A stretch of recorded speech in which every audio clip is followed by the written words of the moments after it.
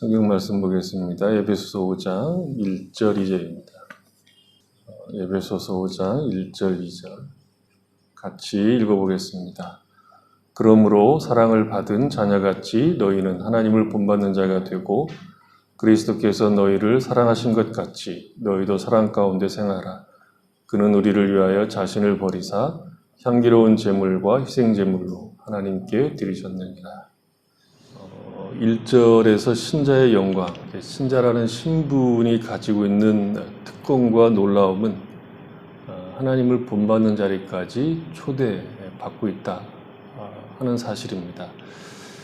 2절에서도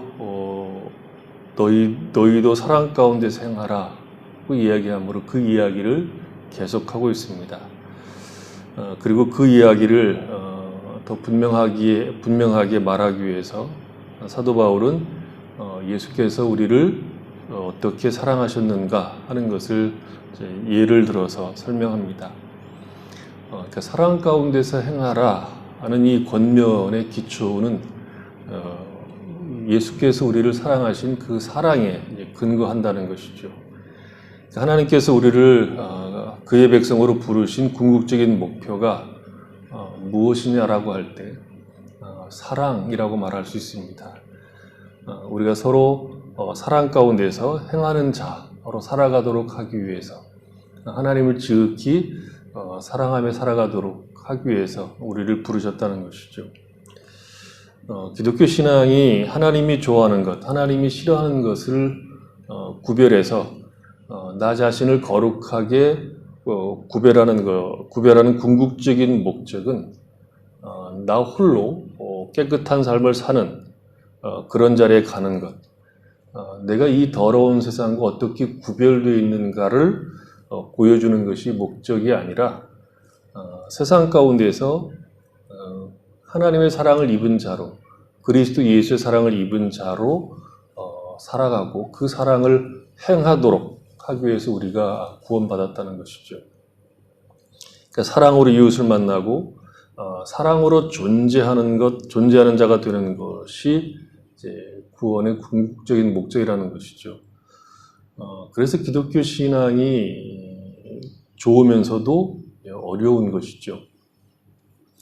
어떤 규칙에선 말하자면 운전면허 시험을 보듯이 100점 만점에 80점 이상을 맞으면 1등 보통면허를 볼 수 있게 하는 것처럼 어느 정도의 기준에 부합하면 상을 받고 어느 정도의 선에 미치지 못하면 벌을 받는 그런 내용으로 우리가 부름을 받은 것이 아니라 우리 존재 자체가 사랑으로 확인되는 자리까지 요구받고 있기 때문에 난감하고 곤란하고 어려운 것이 신앙입니다.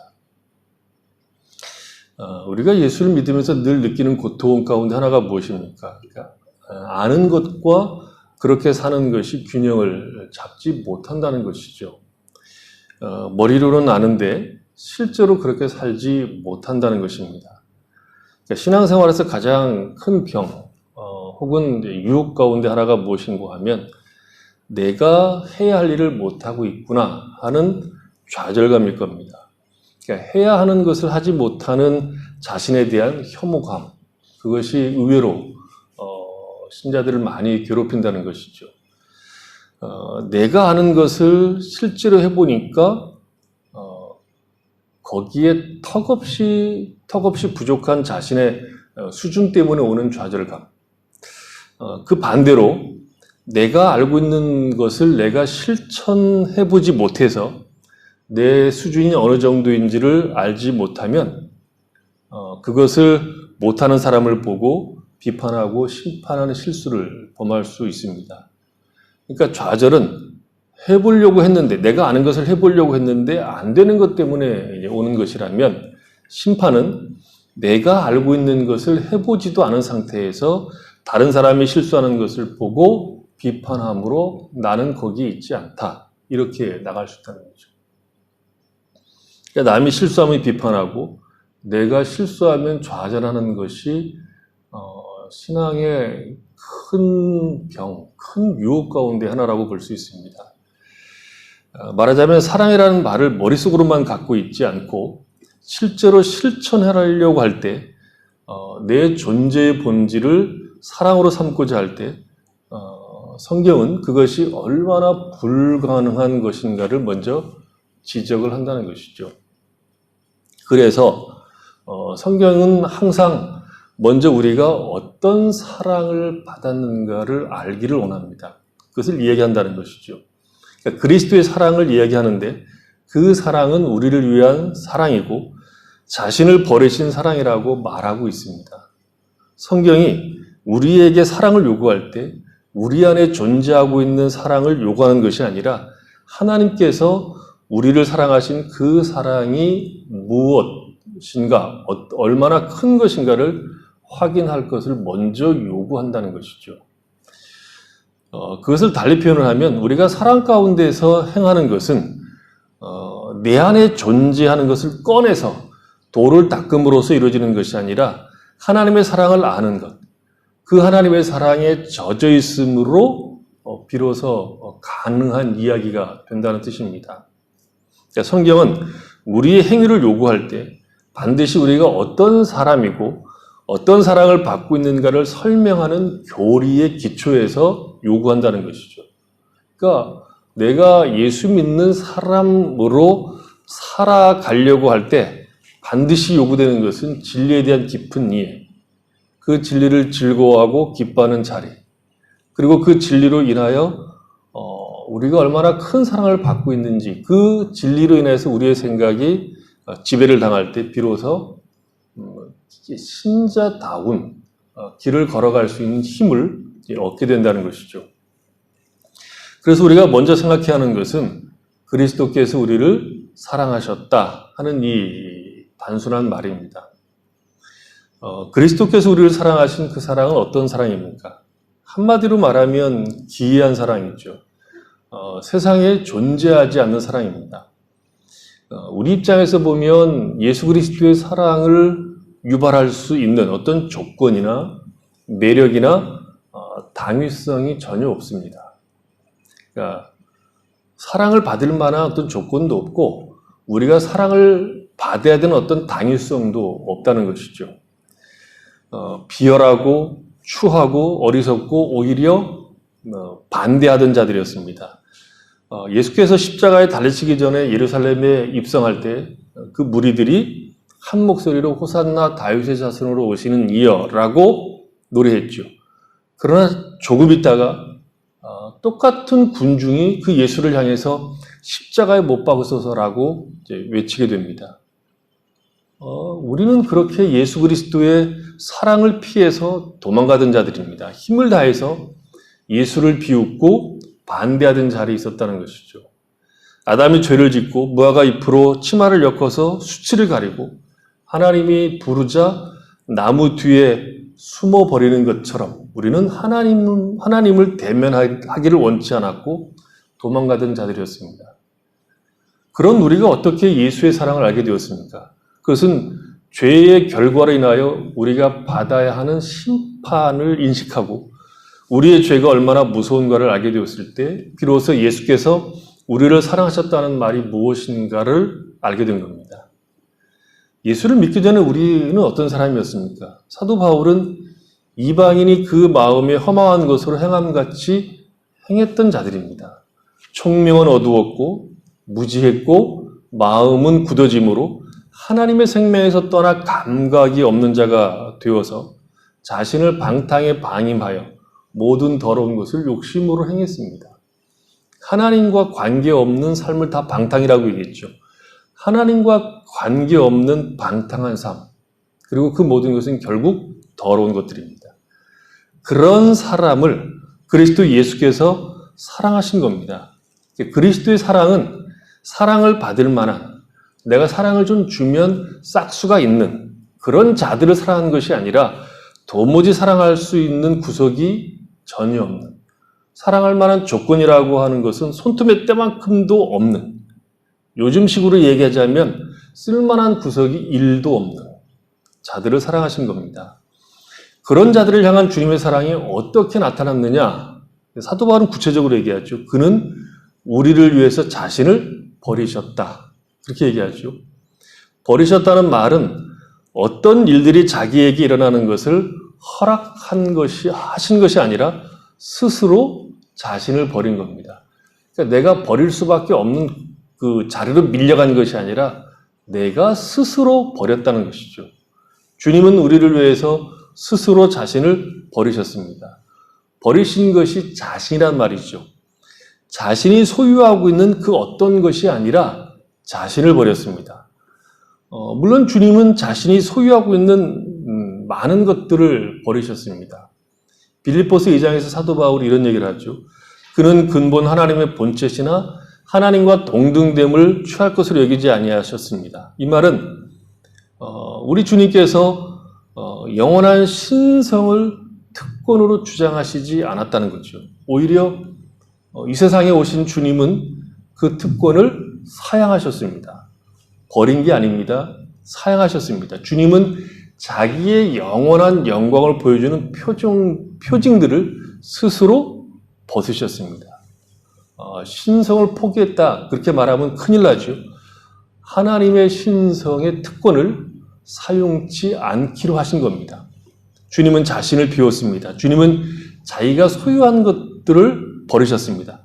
마땅한 권리로 소유하였던 것을 버리신 거죠.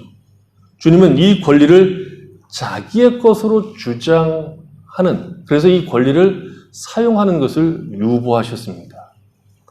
아버지와 함께 하늘에서 가지신 신적 특권을 주장하지 않으셨습니다. 주님은 모든 것을 버리셨습니다. 주님은 부유하신 자로 우리를 위해서 가난한 자가 되셨습니다. 주님은 자기의 모든 소유를 유보하셨습니다. 포기하셨다는 거죠. 포기했다는 말은 그것들을 뒤에 두고 오셨다는 것입니다. 인간의 몸을 입으시고 종의 모양으로 오셨습니다. 주님은 하나님으로서의 모든 특권을 뒤에 두고 자신을 낮추셨습니다. 하나님과 동등됨을 취할 것으로 여기지 아니하셨습니다. 그러나 사도 바울이 여기서 말하고 있는 것은 그런 것이 아닙니다.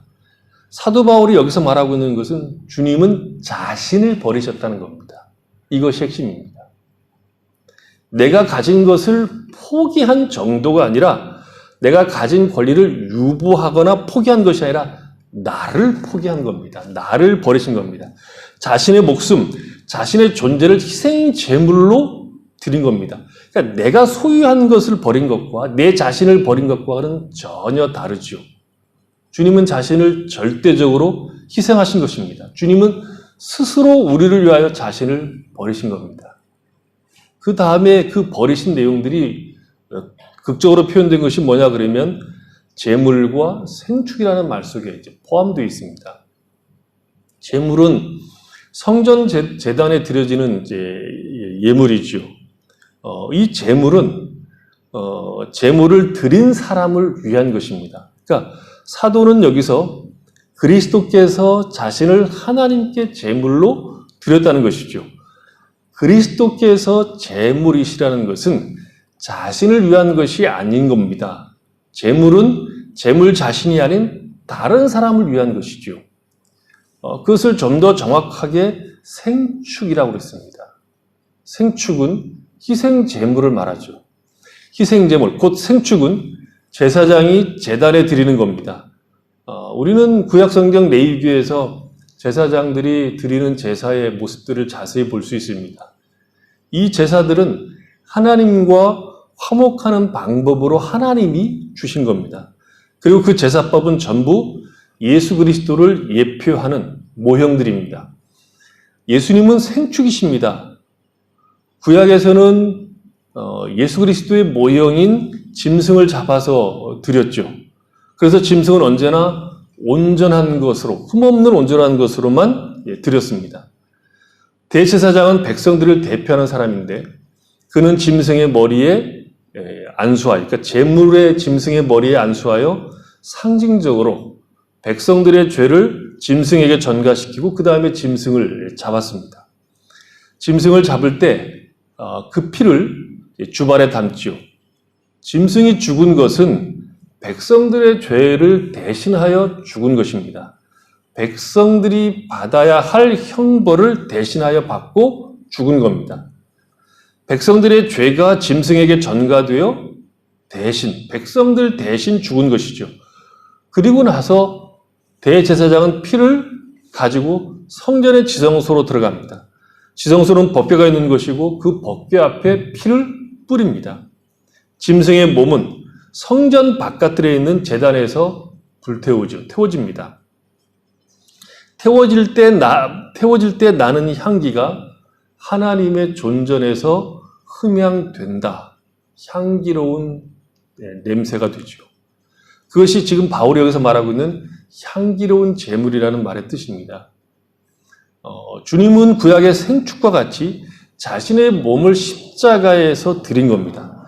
주님은 십자가에서 그 몸이 찢겨지셨고 피를 흘리셨습니다.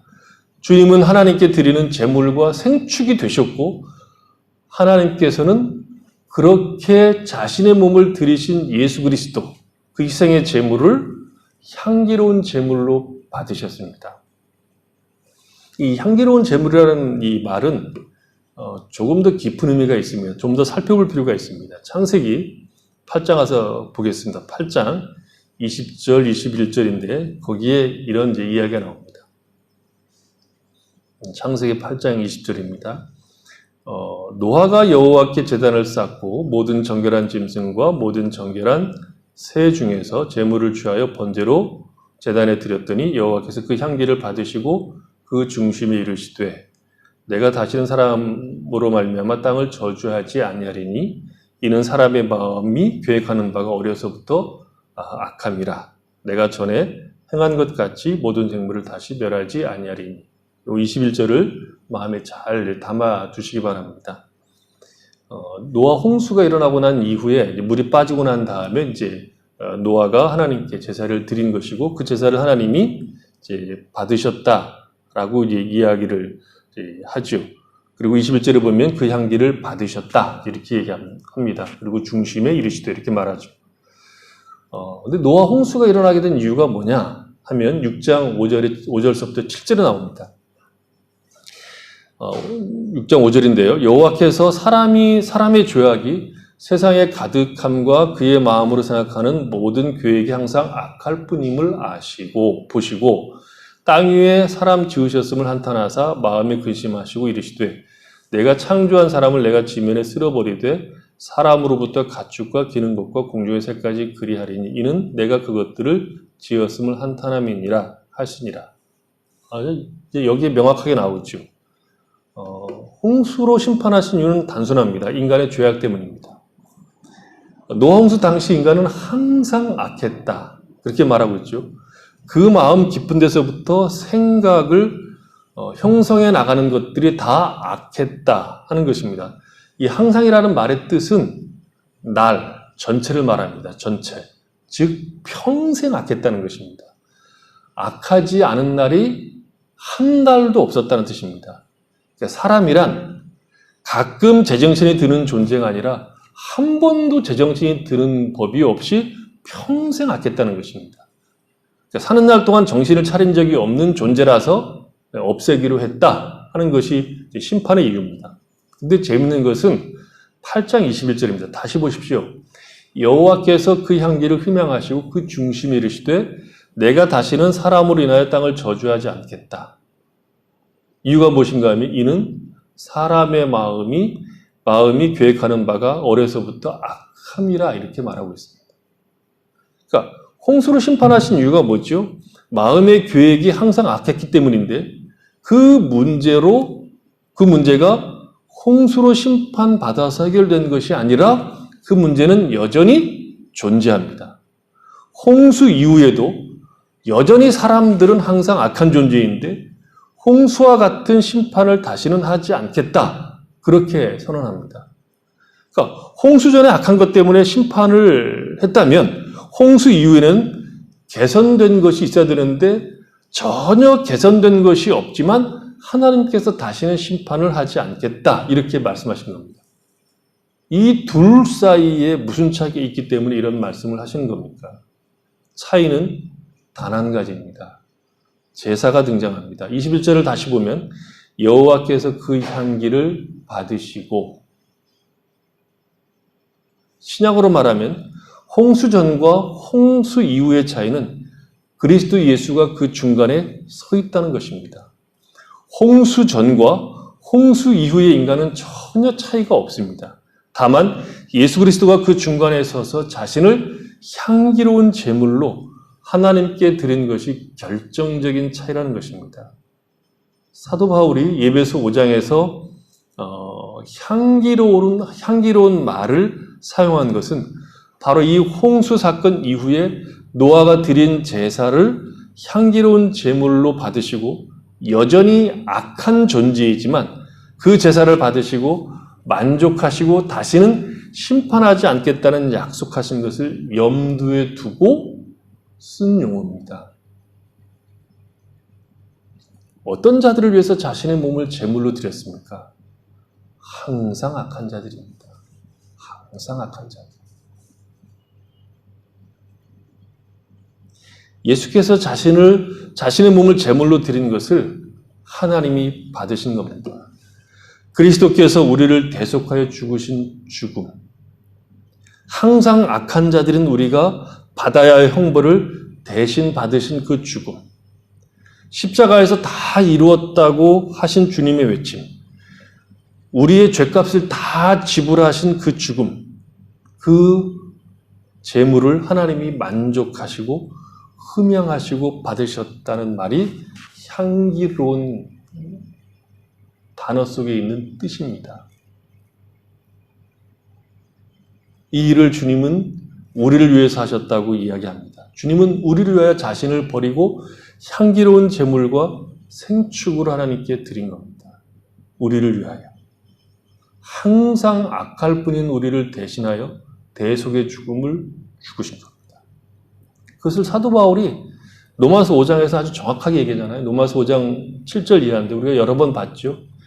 의인을 위하여 죽는 자가 쉽지 않고 선인을 위하여 용감히 죽는 자가 혹 있거니와 우리가 아직 죄인 되었을 때에 그리스도께서 우리를 위하여 죽으심으로 하나님께서 우리에 대한 자기의 사랑을 확증하셨느니라. 그러면 이제 우리가 그의 피로 말미암아 의롭다 하심을 받았으니 더욱 그로 말미암아 진노하심에서 구원을 받을 것이니 곧 우리가 원수 되었을 때에 그의 아들의 죽으심으로 말미암아 하나님과 화목하게 되었은지 화목하게 된 자로서는 더욱 그의 살아나심으로 말미암아 구원을 받을 것이니라. 의인을 위하여 죽는 자가 없습니다. 선인을 위하여 죽는 자가 간혹 있습니다. 순국열사 이런 거죠. 그러니까 죄인을 위하여 죽는 자는 없습니다. 자기 원수를 위하여 죽는 자는 더더구나 없습니다.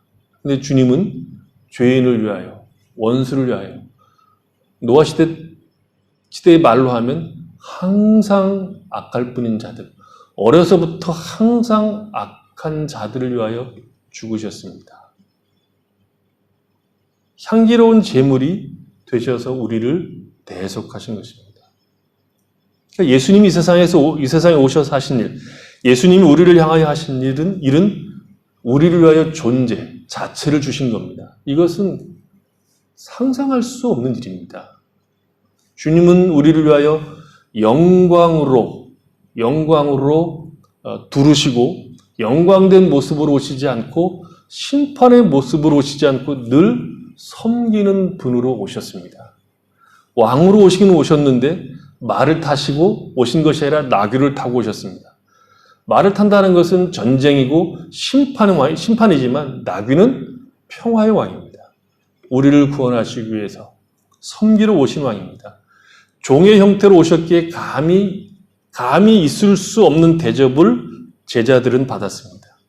제자들의 발을 씻기셨으며 사람들이 비난하고 조롱하고 욕하는 것을 감수하셨으며 십자가에서 주님을 달아 매고 채찍질하며 침을 뱉고 희롱하는 말들, 내가 만일 하나님의 아들이었든 거기에서 내려와 보라 하는 조롱들, 그 비웃음을 다 감수하셨습니다. 이것이 성경이 요구하는 나를 따르려거든 자기를 부인하라고 하는 이야기입니다. 우리에게는 없는 거죠. 우리는 우리를 부인하지 못합니다. 자기를 부인한다는 것은 자기 존재가 없다는 뜻입니다. 나라는 이름으로 나는 없습니다. 우리는 오직 예수 그리스도 이름으로 존재하는 자들이란 뜻입니다.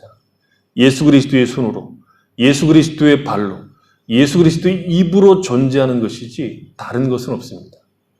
이것이 성경이 우리에게 요구하는 것입니다. 그래서 어려운 겁니다. 우리는 신앙의 이름으로 뭘 하죠? 내 존재를 확인해 달라고 요구할 줄만 알지 나라는 존재가 그리스도 안에서 없는 자라는 것을 잘 모릅니다. 그래서 사랑이란 우리 안에서 출발되거나 생산되는 것이 아니라 주님으로부터 흘러나오는 겁니다. 주님께서 사랑을 가지고 계시지 우리가 사랑을 갖고 있지 않습니다. 내가 가지고 있는 사랑은 고차원적인 동정일 겁니다. 자기의 우월감을 가장 교묘하게 만끽하는 것일지도 모릅니다. 사람은 사랑을 소유할 만한 존재가 못 됩니다. 바울을 통해서 우리에게 들려주는 이야기가 무엇입니까?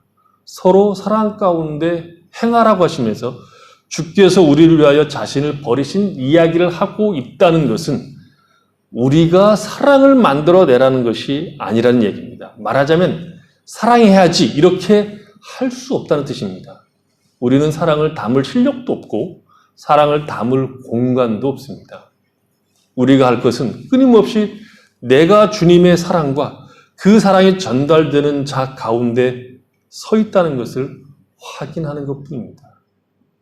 내가 사랑을 주면 무엇인가 이루어지고 내가 사랑을 안 주면 무엇도 안 이루어지는 자가 아니라 그리스도의 사랑으로 나를 채워야 하는 존재로 서 있다는 것을 확인해야 됩니다. 그리스도의 사랑으로 채운다는 것은 자기의 생각, 자기의 욕심과 자기의 조급함을 담고 있는 그릇을 없애는 겁니다. 이런 것들을 마음속에서 없게 만드는 작업이 사랑의 시작일 겁니다. 우리가 서로 사랑 가운데 행할 수 있는 자들입니까? 아닙니다. 근데 하나님은 그렇게 하라고 하십니다. 그래서 우리가 먼저 해야 할 일은 하나님의 사랑, 그리스도 예수의 사랑으로서 나를 채워서 나라는 존재가 부인되어야 합니다. 하나님의 사랑과 그리스도 예수의 사랑으로 채워서 그리스도 예수 안에서 나라는 존재가 없다는 것이 확인되어야 합니다. 그런 자리에 설 때 비로소 사랑할 수 있는 어떤 근거들을 확보하게 된다는 거죠.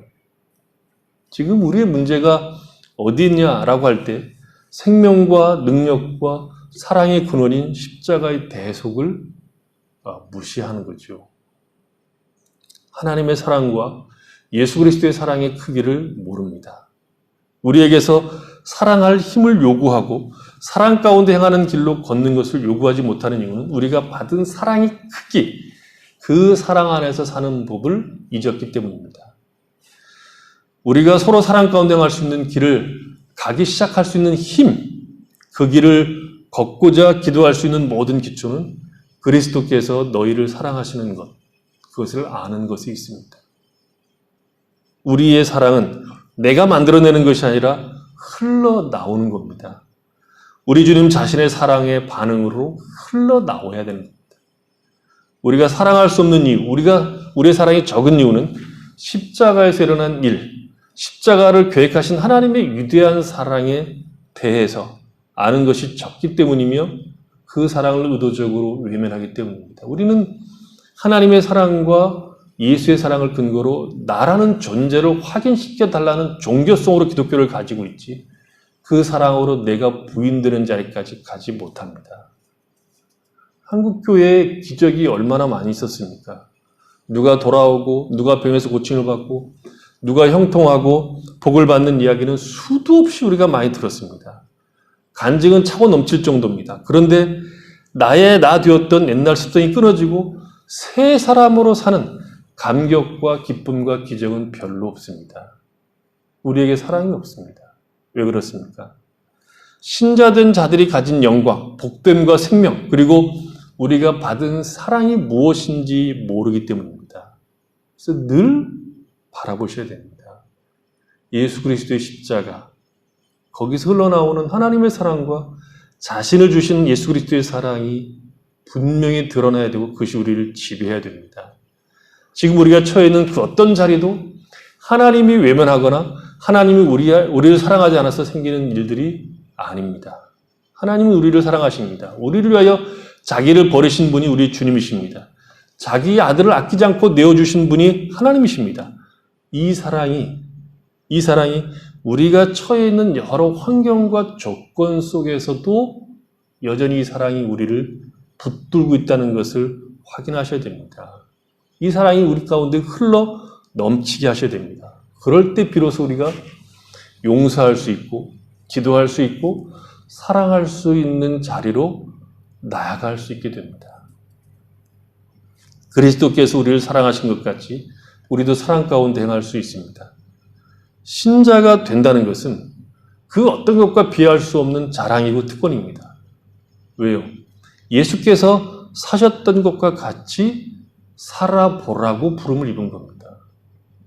예수가 사신 것처럼 우리도 그렇게 살아보라고 우리에게 생명과 복을 주신 것이기에 특권이고 자랑입니다. 그게 은혜입니다.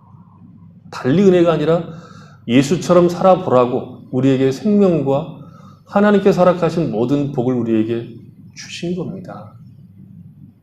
신자는 그리스도 예수처럼 살 수 있는 유일한 자들입니다. 그렇게 살도록 부름을 입었고 생명을 공급받고 있고 매일 하나님의 자비와 은혜 속에 있습니다. 그러니 우리가 늘 확인해야 될 것은 하나님의 사랑이 넘친다. 그리스도 예수의 사랑이 매 순간 우리에게 넘친다는 것을 확인하셔야 됩니다. 우리가 힘들고 어려운 일을 당하면 하나님 우리를 사랑하시지 않는다가 아니라 거기에서도 여전히 하나님은 우리를 사랑하시고 그 넘치는 은혜로 우리를 붙들고 있다 하는 것을 확인할 때 비로소 우리는 그리스도 예수와 같이 서로 사랑 가운데 행할 수 있는 어떤 길들을 걸어갈 수 있습니다. 그래서 거기에서 기적을 맛보게 되고 예수처럼 사는 그 삶 가운데에서 인간이 누릴 수 있는 복이 무엇인가를 확인케 됩니다. 영광된, 복된, 예수를 믿어서 누리는 생명이 무엇인가를 그 자리에서 확인할 수 있다는 것을 기억하고 이 복된 초대, 이 복된 특권들을 놓치지 않고 이 길을 걸어갈 수 있는 하나님의 사랑과 그리스도 예수의 사랑 가운데서 이 길을 걸어갈 수 있는 신자들이 되시기를 바랍니다. 기도하겠습니다. 하나님 우리 아버지, 우리가 어떠한 사랑을 받고 있는가를 날마다 더 풍성하게 알아갈 수 있도록 은혜를 베푸시기 원합니다. 하나님의 사랑이 어떻게 우리에게 부어졌는지, 그리스도 예수의 사랑이 어떻게 우리에게 적용되었는지, 우리가 얼마나 그 사랑 가운데 생명과 복을 누리고 있는 자들인가 하는 것을 매일 확인하도록 은혜를 베풀어 주시기 원합니다.